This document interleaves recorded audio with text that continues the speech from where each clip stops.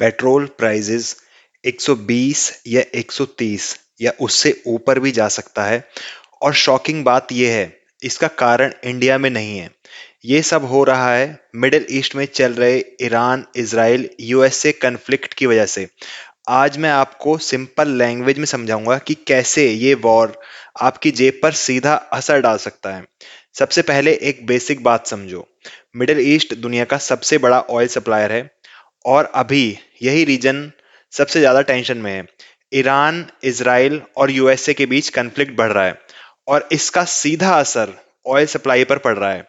अब सबसे important point, दुनिया का लगभग 20% ऑयल एक छोटे से रूट से गुजरता है जिसे हम कहते हैं स्ट्रेट ऑफ हॉर्मुज। अगर ये रूट स्लो हो जाए या बंद हो जाए तो ग्लोबली ऑयल सप्लाई तुरंत कम हो जाती है। और सिंपल रूल क्या है, सप्लाई कम डिमांड सेम तो प्राइस बढ़ेगा। इसलिए ऑयल प्राइसेस $100 के ऊपर जा चुके हैं। अब इंडिया की सिचुएशन समझो। इंडिया अपनी जरूरत का लगभग 85% क्रूड ऑयल इंपोर्ट करता है। मतलब अगर बाहर ऑयल महंगा हुआ तो इंडिया को भी महंगा खरीदना पड़ेगा, और जब इंडिया महंगा खरीदेगा तो आप महंगा भरोगे। इसका असर क्या होगा, पेट्रोल और डीजल महंगे होंगे, ट्रांसपोर्ट कॉस्ट बढ़ेगी और धीरे धीरे हर चीज महंगी हो जाएगी।